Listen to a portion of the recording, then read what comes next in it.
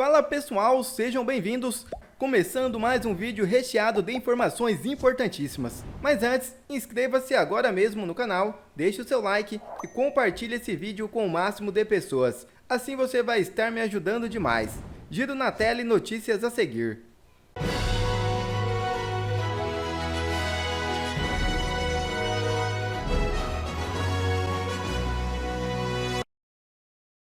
Revelado o Pilar de Moraes e o novo alvo em busca do impeachment. É isso mesmo. O deputado federal Gustavo Gayer afirmou que Gilberto Kassab, presidente do PSD, é um dos principais aliados do ministro Alexandre de Moraes do Supremo Tribunal Federal. Gayer também criticou o que chamou de ditadura do judiciário. O PSD vai sair perdendo muito nessas eleições, por causa da campanha 55 é pior que o 13, disse Gayer. Mas após as eleições, vamos voltar com força total para enfraquecer o Kassab, que é hoje um dos pilares que sustentam Alexandre de Moraes e a ditadura do judiciário que a gente vive, disse Gayer. O parlamentar pediu aos eleitores para que não votem no PSD, que atualmente administra mais de 1000 prefeituras no país. Ele criticou a legenda por, segundo ele, apoiar uma ditadura contra a democracia e a liberdade de expressão.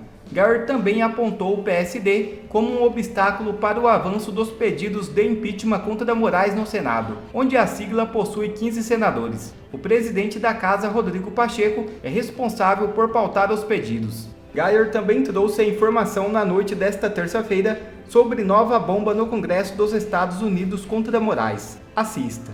Sabe o que eu posso te garantir que o Alexandre de Moraes vai perder, e vai perder feio?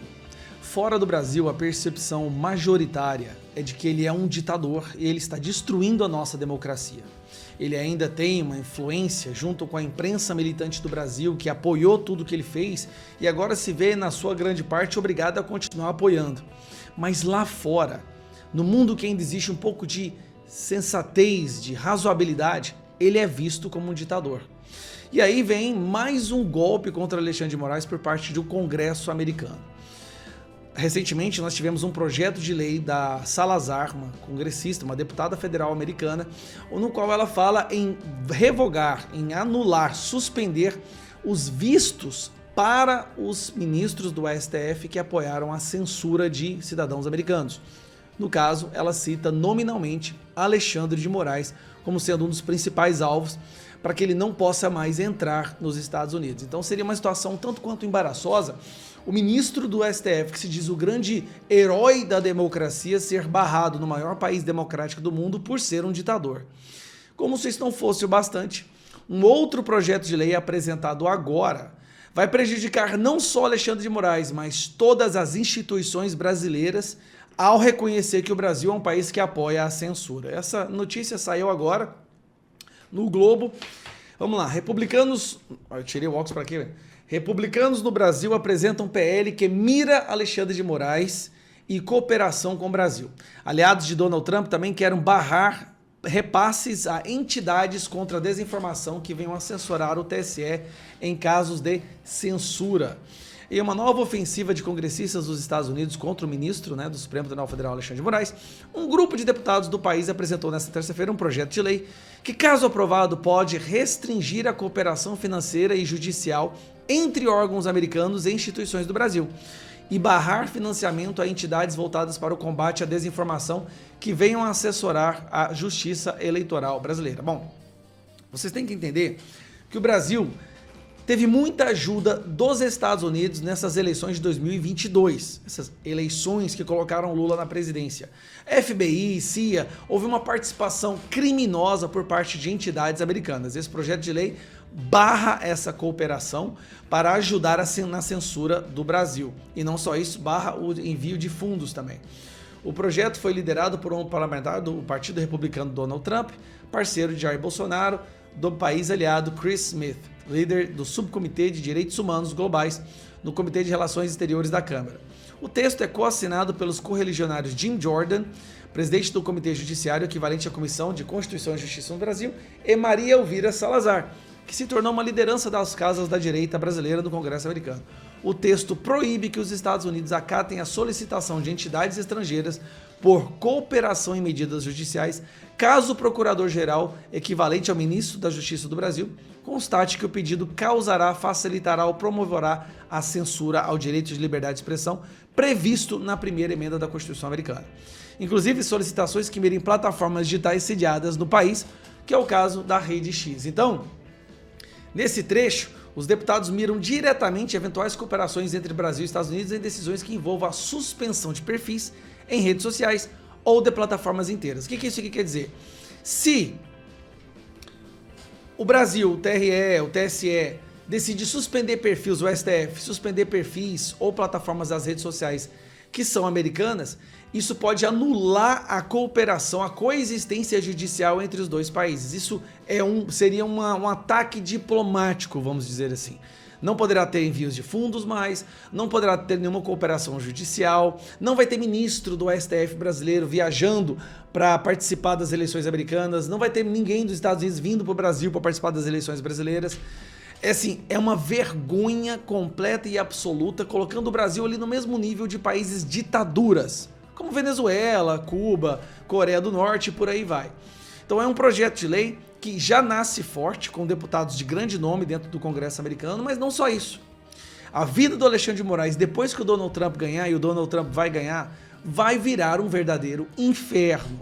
Essas pessoas que se consideram como semideuses no Monte Olimpo, eles adoram viajar pelo mundo, adoram fazer compras, adoram ir em palestras, em faculdades. Aí eu te pergunto, como que uma pessoa vai viajar pelo mundo dizendo o protetor da democracia quando o maior país democrático do mundo impede que ele entre lá porque ele é um ditador, um censurador?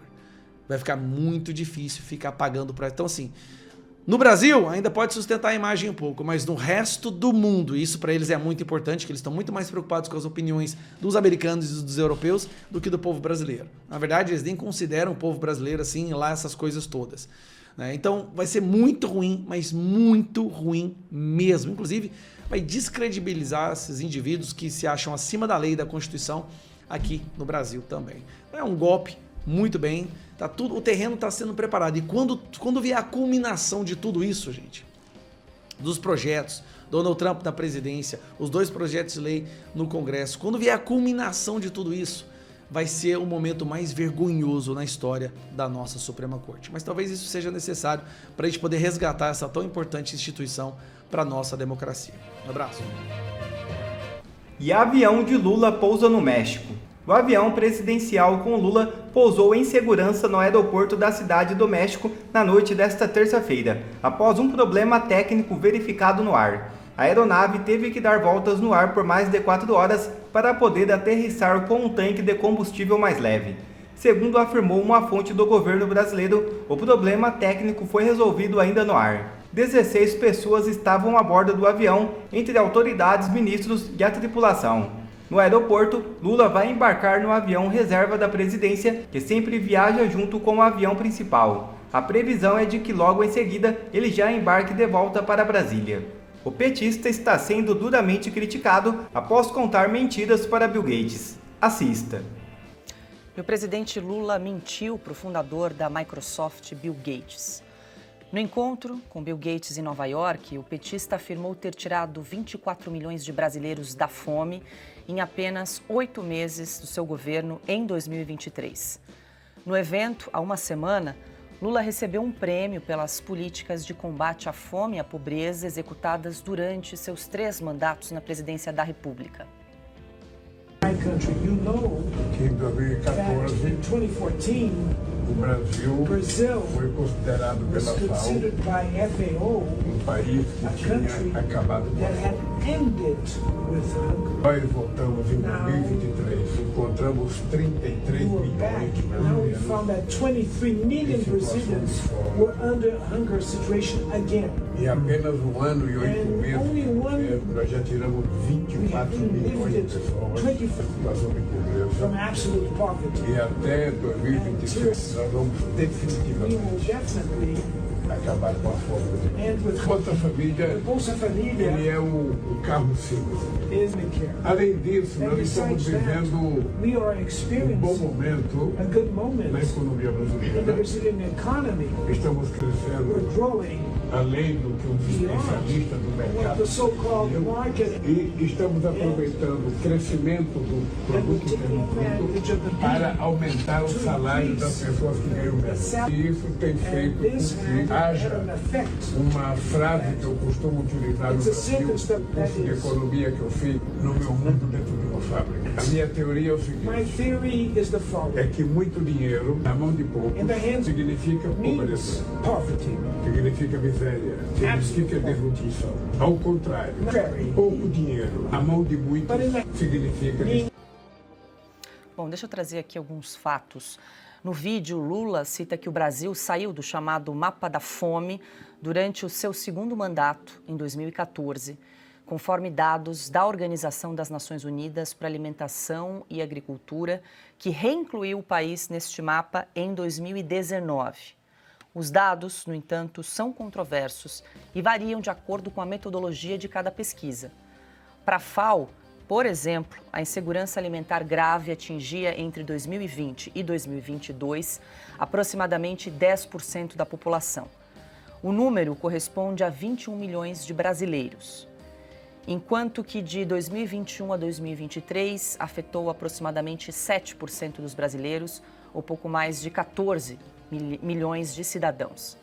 Já para a pesquisa divulgada pelo FGV Social, em 2022, com base em dados do Instituto Gallup World Poll, a insegurança alimentar atingiu 36% da população brasileira, cerca de 77 milhões de pessoas, em 2021. Bom, Silvia, a gente trouxe aqui essa conversa, esse bate-papo do presidente Lula com o dono da Microsoft, Bill Gates, e aí Lula dizendo que tirou 24 milhões de brasileiros da fome em 1 ano e 8 meses de governo. A gente traz aí alguns dados, algumas pesquisas, alguns institutos, mas ele não cita absolutamente nenhuma fonte para dizer de onde ele tirou esses 24 milhões de brasileiros que saíram da fome em 1 ano e 8 meses no seu terceiro mandato. Prefiro não responder de onde ele tirou esses dados, Paula. Olha só, tá tudo errado nesse vídeo. Ele mente. 24 milhões de pessoas saíram da linha da situação de fome em 1 ano e 8 meses do pior governo que o próprio PT já produziu. O próprio PT já produziu, porque o Lula compete e aparentemente deve vencer os piores anos de Dilma Rousseff. Embora os números, o cenário macroeconômico não seja tão ruim, sobretudo em relação ao desemprego, quanto o de Dilma Rousseff, nós estamos com esse horizonte turvo, fechado, cheio de nuvens negras pela frente.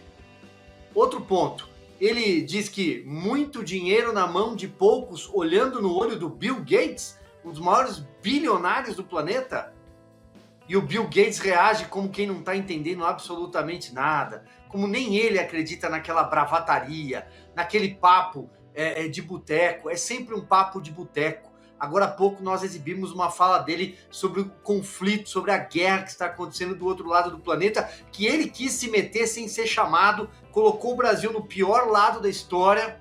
Então é uma bravataria o tempo inteiro fora do Brasil. Por que o Lula, essa aqui é uma semana de eleição, por que ele não está fazendo campanha? Já que ele é um grande cabo eleitoral, já que ele tem o caminhão de votos que ele diz que tem, já que ele é tão popular pelo mundo afora como diz que é, por que ele não está aqui no Brasil nessa hora? Por que a fala dele na ONU, na abertura da Assembleia da ONU em Nova York, não repercutiu em nenhum jornal do mundo? Pelo contrário, só um jornal americano destacou e de uma forma crítica, o Washington Post. O Washington Post puxou a orelha do Lula e falou, olha, você não está fazendo o dever de casa, o Brasil está pegando fogo, cadê aquele papo furado seu? Então, é um pária internacional, um anão diplomático, mas não é preciso adjetivar. Basta apertar o play que todos os brasileiros, ao assistir cenas como essa, sabem do que a gente está falando. Todo mundo já entendeu a mentira, a falácia, o engodo que nós estamos vivendo. Um governo que já acabou, mas na cabeça dele, ele acha que vai chegar para um bilionário como Bill Gates e vai falar: nossa economia vive o melhor momento, o Brasil tirou 24 milhões de pessoas da linha da pobreza. Se o Bill Gates fosse um jornalista, perguntaria para ele: quantas pessoas hoje passam fome no Brasil? Provavelmente ele ficaria em silêncio. Pois é, Augusto, aquele clássico vídeo que nós já exibimos aqui algumas vezes, mas sempre é bom, já que de novo o Lula está no exterior falando mentira agora para o presidente da Microsoft, dono da Microsoft, o Bill Gates, a gente traz então aquele vídeo em que ele fala dos 25 milhões de crianças que viviam nas ruas no Brasil. Eu cansei de viajar o mundo falando mal do Brasil, gente. Era bonito a gente viajar o mundo e falar: no Brasil tem 30 milhões de crianças de rua, no Brasil tem 30 milhões... A gente nem sabia, tem não sei quantos milhões de abortos, era tudo clandestino, mas a gente ia citando números, sabe? Se o cara perguntasse a fonte, a gente não tinha, mas a gente ia citando números. Eu não esqueço nunca, eu estava debatendo, o Roberto Marinho e o Jaime Lerner em Paris. Mas eu estava dizendo, porque no Brasil tem 25 milhões de crianças de rua. Eu era aplaudido calorosamente pelos franceses. Quando eu terminei de falar, o Jaime Lerner falou assim para mim: ô Lula, não pode ter 25 milhões de crianças de rua, Lula. Porque senão a gente não conseguiria andar nas ruas, Lula. É muita gente. É mentiroso compulsivo, né? Ele não piorou com o tempo. Agora, se ele tirou da fome, da miséria, toda essa gente, o Brasil não tem mais, então alguém certamente amando do presidente Bolsonaro está colocando essa turma toda pelos lugares por onde eu passo, porque eu continuo vendo pobre. Ou vocês deixaram de ver? É uma espécie extinta no Brasil. A Dilma colocou tudo de volta. Pois é, então não estou entendendo. Eles estão lá na esquina de casa, eles estão lá. Passam, mas estão se escondendo do Lula porque eles não querem passar para a classe média. E o Lula transformou o Brasil no único pobre do mundo que só tem classe média. Não, vale só lembrar, teve 2 anos de recessão duríssima em 2015 e 2016, no governo de Dilma Rousseff, em que o país, todo aquele grupo de brasileiros que teria avançado um pouco na escala socioeconômica, voltou. E não só por erros de Dilma Rousseff, ela só piorou um quadro que ela herdou do governo Lula, onde você tinha uma bonança internacional, que obviamente era passageira, mas o Lula aumentou o tamanho do Estado, gastava muito, e aí sim, o que a gente viu a Dilma fazer lá em 2010, 11, 12, 13, 14, 15 e 16, o Lula está fazendo agora. Lula é Dilma 2, agora é a versão de Dilma Rousseff, de novo no Palácio do Planalto. Deixa eu passar para a Ana também, estou curiosa para te ouvir, Ana, sobre essa conversa que o presidente Lula teve aí com o fundador da Microsoft, Bill Gates. Ele disse que era aplaudido quando mentia aí sobre os números, mas o que a gente viu nesse vídeo, e o Silvio bem observou, né, era um Bill Gates meio atônito, ele não estava entendendo muito bem. Será que ele acreditou nisso? A Ana pode nos ajudar na resposta. Será que ele acreditou nesse negócio? Eu tinha escrito aqui exatamente o que o Silvio disse. Ele vai falar na cara do Bill Gates que o problema do mundo, que o problema da fome do mundo, esse problema está na quantidade de bilionários, na quantidade de gente que controla fortunas. Então, assim, é inacreditável como, às vezes, a gente olha para o Lula dando discursos na ONU ou com esse tipo de conversa e a gente faz uma pergunta que os americanos agora fazem. Antes os republicanos, né, já faziam essa pergunta há 2 anos e agora todo republicano e democrata faz essa pergunta. Quem está comandando o país? Porque o Lula não fala nada com nada. Assim como o Joe Biden, o Lula não fala nada com nada. Ele inventa números, ele vai para a ONU e fala que Israel matou 40 mil palestinos, maioria crianças e mulheres, e ninguém sabe de onde ele tira esses números. Claro que é do Hamas, que o Hamas é parceiro do Lula. Hezbollah também, parceiro do Lula. Irã, né, parceiro do Lula. E é o que o Silvio disse, papo de botequim. Não, porque vocês não lembram, né? Eu resolvo essa guerra da Ucrânia sentando na mesa, tomando uma cervejinha. E, no entanto, tá aí, a guerra da Ucrânia, o Brasil é tido como um pária pela Rússia, pela Ucrânia, por todo mundo. O Brasil do Lula só não é um pária para os terroristas. Hoje, o Brasil do Lula é um anão diplomático para todo mundo, menos para grupos terroristas. Agora, outra coisa, Paula, estávamos falando do inglês, né, da Janja ontem, que ninguém tem obrigação de falar língua nenhuma. Eu até falei, eu não falo francês, adoraria falar francês, mas eu não me meto a falar francês. Agora, o Lula, ele está no 3º mandato. É uma figura internacional, pro bem ou pro mal, é uma figura internacionalmente conhecida. As pessoas associam Lula com a presidência do Brasil, com o Brasil, com a Lava Jato. Não é possível que até hoje ele tenha que ficar com uma muleta ali do lado fazendo tradução o tempo todo. Então, até nisso nós somos um vexame, porque você olha o Haddad, vá olhar entrevistas do Haddad, do ministro do Lula, e olhem entrevistas do Paulo Guedes, com um inglês assim, fluente, mostrando para o mundo, nós somos uma nação séria. Então 2026 está longe ainda, né? Quer ver mais conteúdos como esse? Então inscreva-se agora mesmo no canal e ative o sininho das notificações. Assim você não perde mais nenhum conteúdo que é postado aqui no canal. E também já deixe o seu like para o YouTube ajudar a divulgar o nosso trabalho. Fico por aqui e que Deus abençoe a todos.